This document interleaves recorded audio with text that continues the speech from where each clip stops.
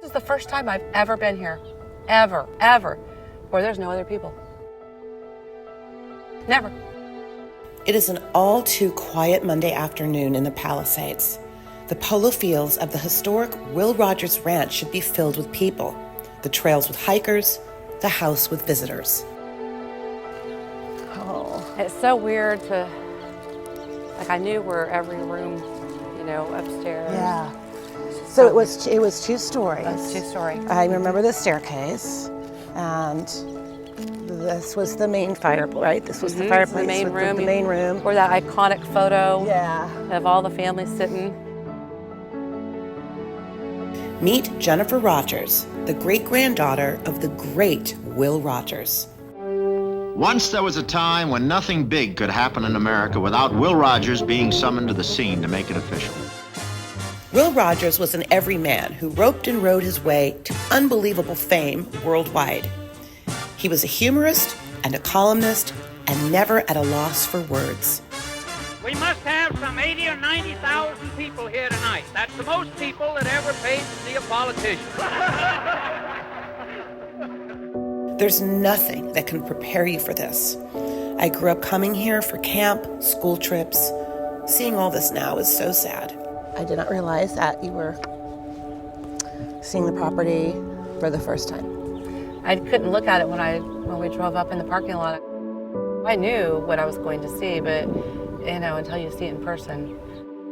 And you said your brother got married here. My brother got married right there. Right there. Yeah, my sister-in-law came out of the house. She was in the house, and she walked out the door, and yeah. You see your life. I can't tell you how many times I stood on that step, those front steps right there, and gave a speech or a tour. It's not easy to visualize from the ruins, but this was the main ranch, a museum filled with so much history and family. These photos are from 1928. That's Will Rogers, his wife Buddy, their children, and pet cow Sarah. Americans just couldn't get enough of Will, but for Rogers, Los Angeles was home. You got enough food. Let's go home. It was an escape. I mean, my gosh, look at the man. He traveled the world. He was always gone. He was always working. This is what's very eerie. If you really think about it, when he bought this, there were no neighbors. And it's kind of like that right now. Yeah, any IC or ground resource up on B1 for the fire in the Palisades from Fire 4 Helco. Yeah, Operations Helco on command. We are going to be grounding all aircraft.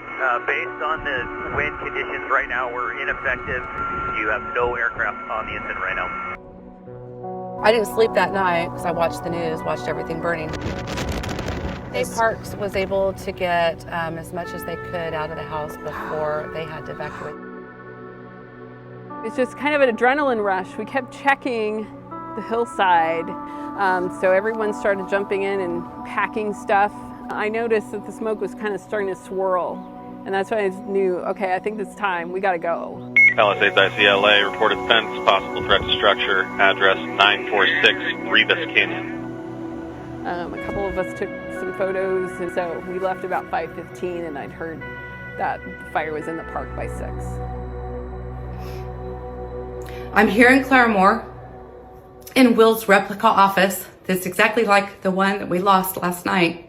And late last night, the fire came over the canyon and took out the barn, the historic stables, the entire house. For the most part, complete devastation. I was in Oklahoma at the time, the Will Rogers Memorial Museum, where Will and Betty are buried. And my grandparents are buried there, my father's buried there. And once I knew that the barn was on fire, I just sat there and looked up at that tomb and just cried my eyes out and said, I'm so sorry. I gave it all I had for 20 years, But it was a great comfort in a weird way to be with them. I knew that this was burning, but we were kind of all together as a family. That's beautiful. Yeah, it's so interesting to see how the fireplace is built because, this was Will Jr.'s room. The fireplace up above it was Will and Betty's bedroom's fireplace, and the fireplace on that side was Will's office. All just one chimney, but 3 fireplaces. Just a few yards away, another chimney and fireplace still stand. This one matching up to the old photos of the outdoor patio area. The terracotta planters still on the mantle, minus their plants. The surrounding flagstone and foliage forever gone. Was there anything that just, when you saw it, Yeah, the tile that came out of Mary's bathroom. She had a beautiful yellow tile bathroom. It was real girlish. And I saw that yellow tile laying on the ground over there. It made me think of her because I knew her. I knew Aunt Mary. Will Jr.'s bedroom, he had the most amazing bedroom. And to see the tile in his bathtub sitting there, I knew him, too. So it's personal. We're not alone. There's a lot of people in this community that lost way more than I did, and my heart breaks for them. But we did get most of the really high priority stuff. Like Will's boots, his typewriter. There's a couple of things that I'm like, oh, if we only had a room. There was a stuffed calf on wheels. We just didn't have the space for it. There was a globe in Will's office that had some handwritten things on it. We were running out of space for it. I love sharing the stories that were passed down to me from my grandfather, but everybody since the fire, I can't tell you how many people have reached out. People have been sending me photos of themselves in front of the house. People that brought their kids here for their first birthday party. Kids took horse riding lessons, they learned to play polo. I love that people have so many memories here. There's still a love for that man. Yes. I had no idea how much until this place burned. None. I mean, my job is to go out and remind people who he is, who he was, and it's hard.